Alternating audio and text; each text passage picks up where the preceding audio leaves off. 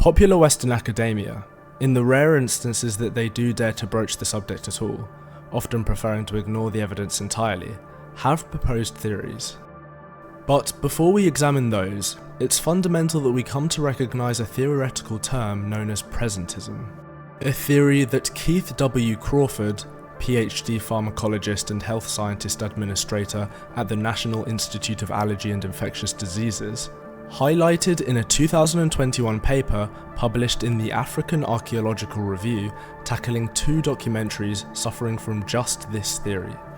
The producers and archaeologists featured in Rise and Lost Kingdom imposed their own biases about black Africans onto the ancient Egyptians, implying that periods of animosity between Egypt and Kush were based on racial differences. This article will make the argument that the Black Pharaoh theme suffers from historical presentism. Presentism can be understood in this context as the imposition of present-day perspectives into interpretations of past events. Modern historians and archaeologists seek to avoid presentism in their work because they consider it a form of cultural bias and believe it creates a distorted understanding of their subject matter. Whilst this particular example was in reference to a differing if somewhat overlapping subject matter in the case of ancient Egypt, you will see that mainstream speculation at the justification for Moorish iconography and European heraldry is symptomatic of this very same presentism. Take this 2018 presentation at the New York Morgan Library and Museum titled The Monstrous Other in Medieval Art. On the far left, a band of giant furry wildmen attack a castle inhabited by what 15th century people would have identified as Moors or Saracens, that is, fictionalized, racialized, denigrated notions of dark-skinned Muslims. Some of the Moors in the tapestries, including the king and queen, are shown with exaggerated features, large eyes, bright red lips, and absolutely black skin, part of a recurrent European tradition of stereotyping and demonizing people of African descent.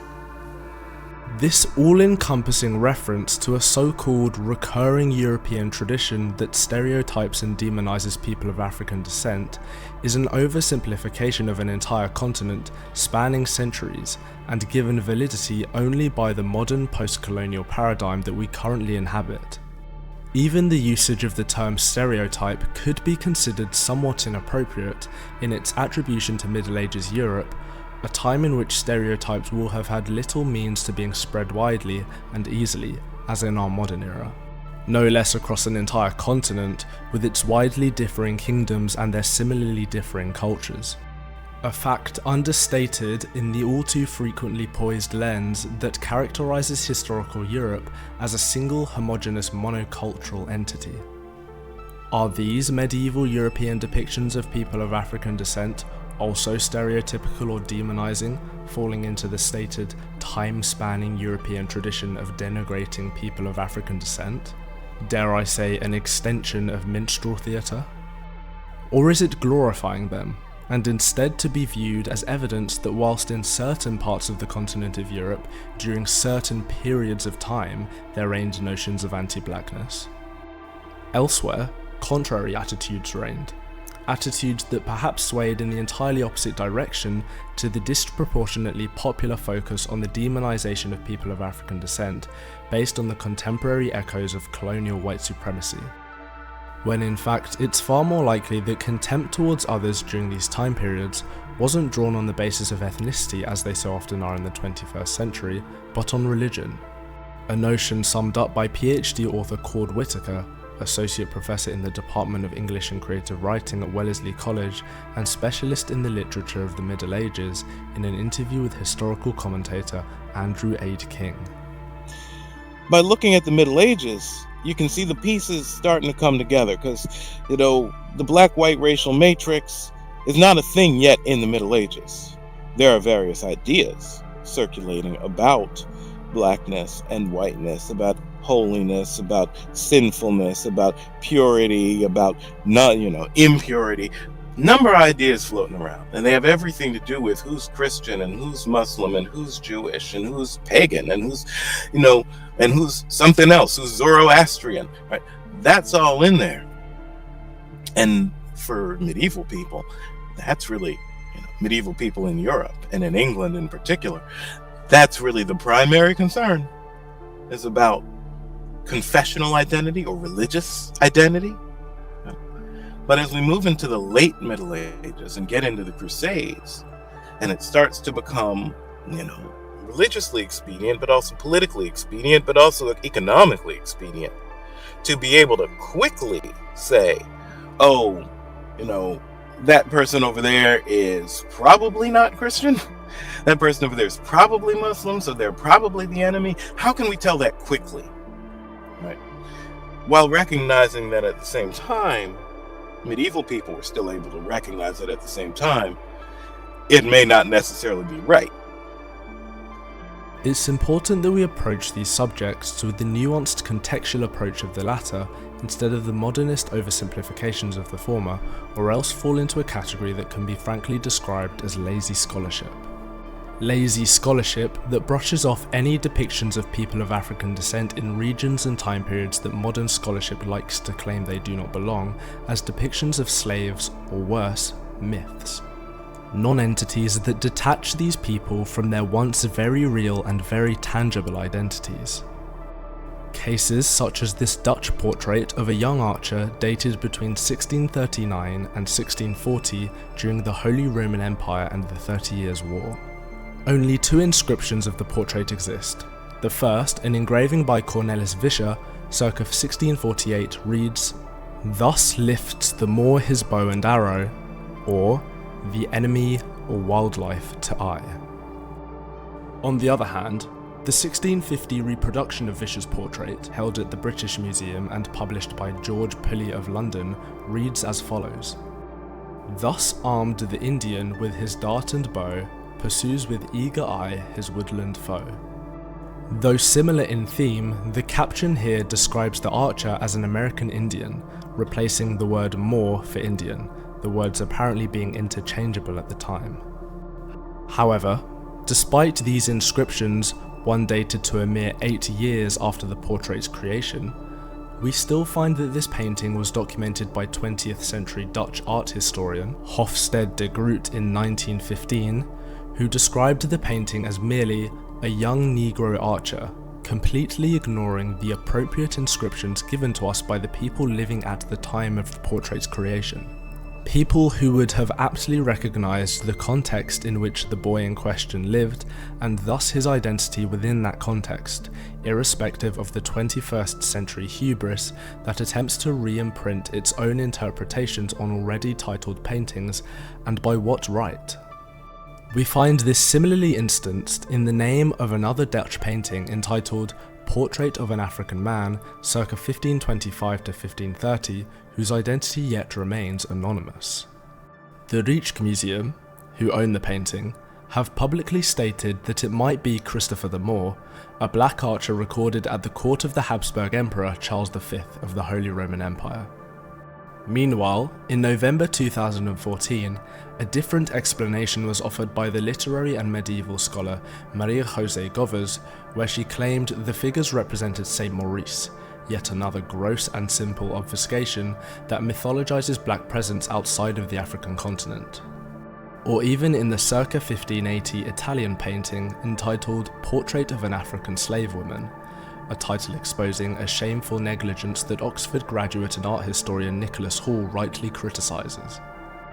These portraits exist because these black folks were associated with or related to European nobility, but in most cases, the nature of their relationships has been obscured or forgotten. Renaissance Europe would come to be associated homogeneously with white Europeans, while people of African descent would later become associated with slavery, the slave trade and colonial exploits. In drawing our attention to black figures, portraits like Carracci's force us to shift these figures from the margins of the artistic canon and emphasize their centrality to constructions of the West. Unfortunately, Carracci's subject is now remembered as merely an African woman, a black woman, or despite indications to the contrary, a slave. Though clearly she was a woman of import, given her fragment of the painting remains, while the rest was discarded or lost. With this in mind, we can more honestly inquire into the nature of Moorish iconography, shedding the presumptions of our modern ideologically racialized era in favour of the context of the time period in which these artworks were formed. With reference to some historical theories which attempt to justify Moorish iconography in European coats of arms as placed there by white families to symbolise those Moors that they vanquished during the Reconquista against the Moors in Europe. A theory proposed by the likes of William Cecil Wade in his Symbolisms of Heraldry, published in 1898, page 144. A Reconquista which we should also recognise was more likely declared on the basis of religion than of ethnic identity. However, Wade's theory falls short on a number of fronts, one of which stems from what one might term common sense. Whilst the ideological framework of today and the Middle Ages might differ to certain degrees, it still doesn't make much logical sense for members of white European families to use up space on their coats of arms in order to present their sworn enemies, often in positive, verging on majestic light. We know that of the 5 major components of a coat of arms, the shield, the crest, the helmet, the wreath and the mantle, it is the shield and the crest that provide the greatest freedom for specialised representations. The wreath and the mantle only ever exhibiting the colours adopted by the family, and the style of the helmet a symbol of the bearer's rank. Does it really make much sense to waste one's crest in glorifying their sworn nemesis? And the Moorish connection isn't limited to crests alone, but also to the shield. We often observe Moorish crests sporting the very family's colours and charges as adorned on the shield, and sometimes explicitly emblazoning the Moorish iconography itself. To observe this in light of Wade's theory might beg one to view it as a nonsensical kind of self-imposed Moorish colonialism of European heraldry, claiming in death the families of the white Europeans that supposedly killed them, a reconquista from the grave. We must conjointly acknowledge the code of chivalry that all knights were sworn to, even if they didn't always abide by it. An honour code similar to that of the samurai code of Bushido, encompassing a spectrum of virtues, including that which called for women to be protected and cherished.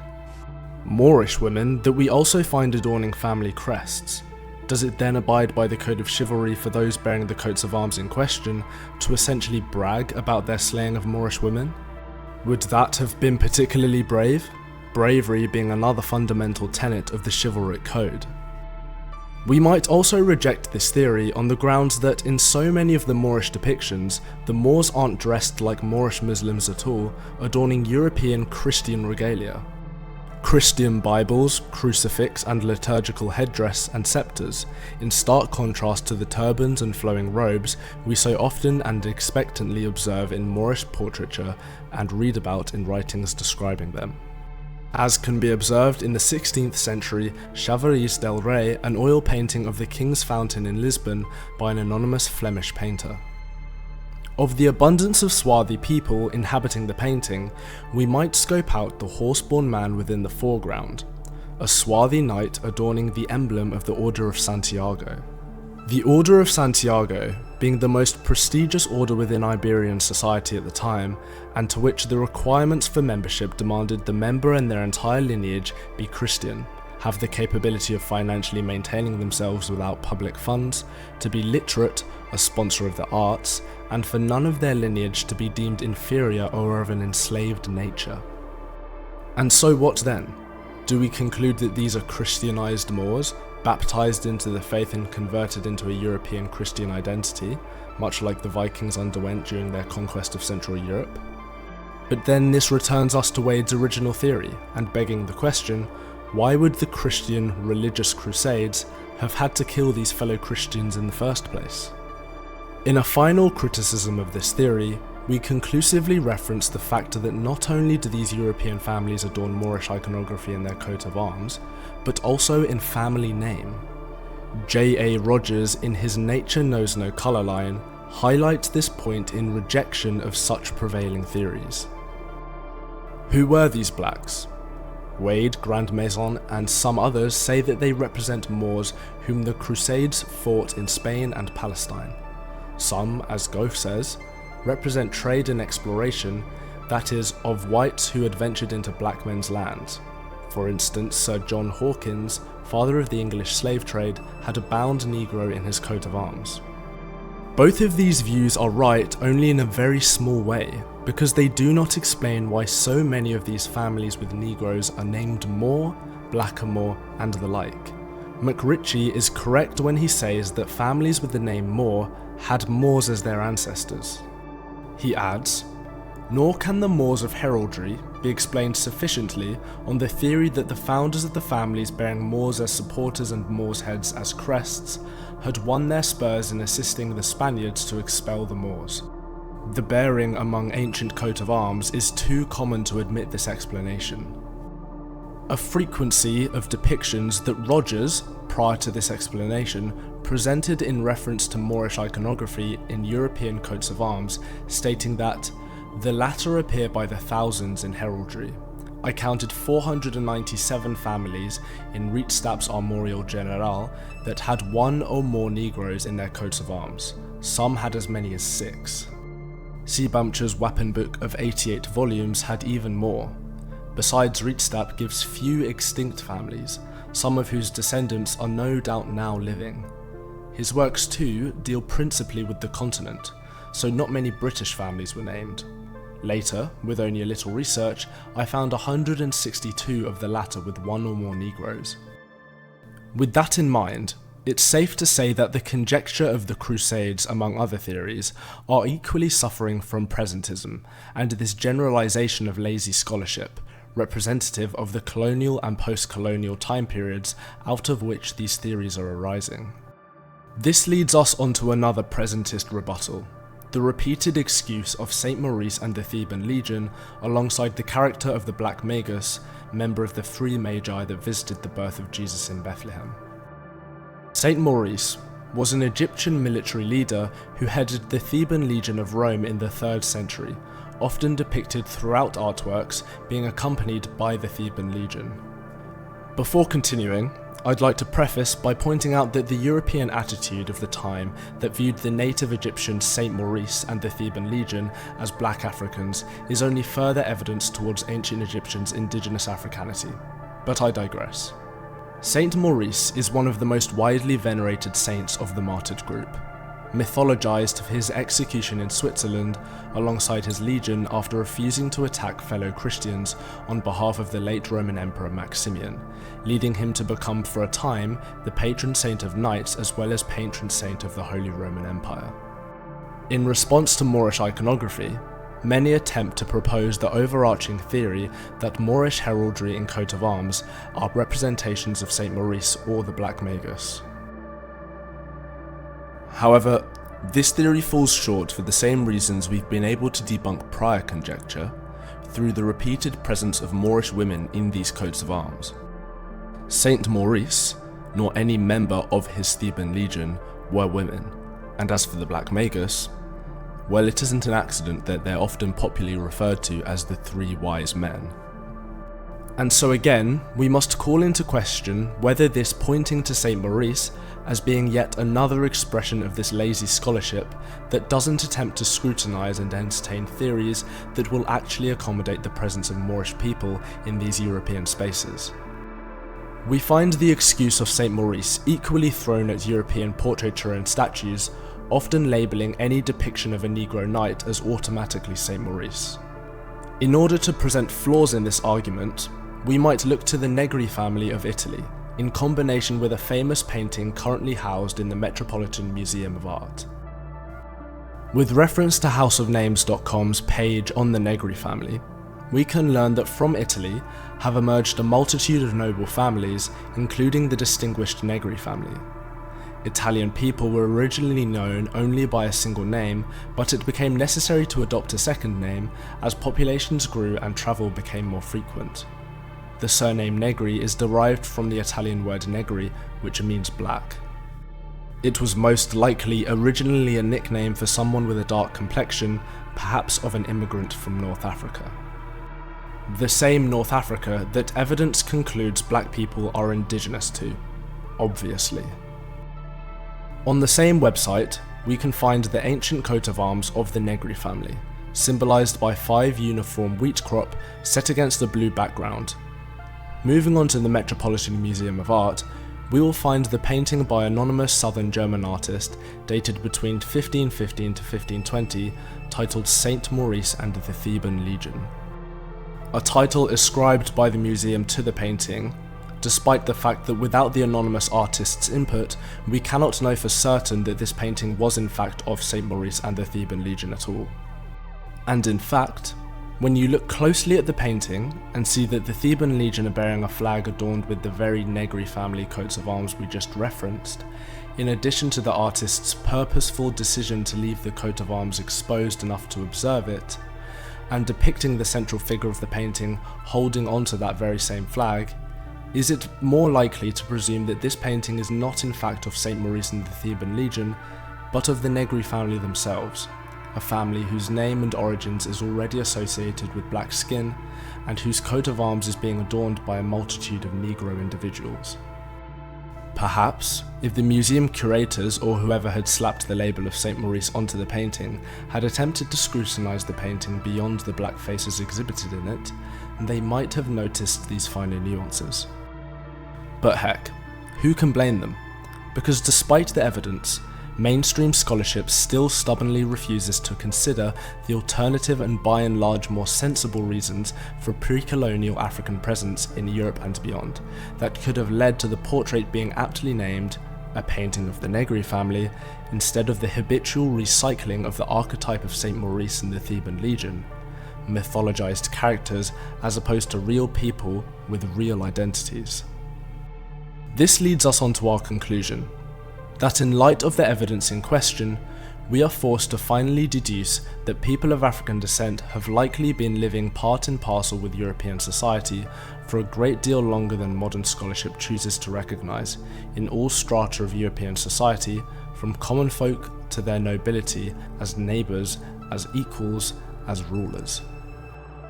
A legacy of the near 800 years of Moorish domination in southern Europe, who while conquerors in the south, lived alongside their European neighbours, integrating and travelling northward, or southwards as the ancient Egyptians would have viewed it, beyond the occupied territories.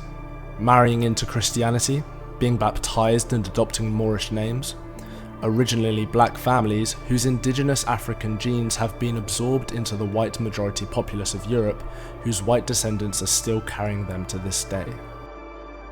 This hypothesis is ripe and ready for further research, hopefully to be carried out in full force, but for now one thing remains established fact, that the Moorish conquest of southern Europe had a revolutionary impact on European culture and society, carrying the legacy of North African high culture, itself a legacy of ancient Egypt's North African influence, and carrying those intellectual cultural traditions into Europe, creating a distinctly African culture in the civilization of the Moors, the eventual dissolution of which in the late 15th century fall of Moorish civilization likely spurred the European Renaissance that carried those intellectual traditions into the 21st century of our modern era.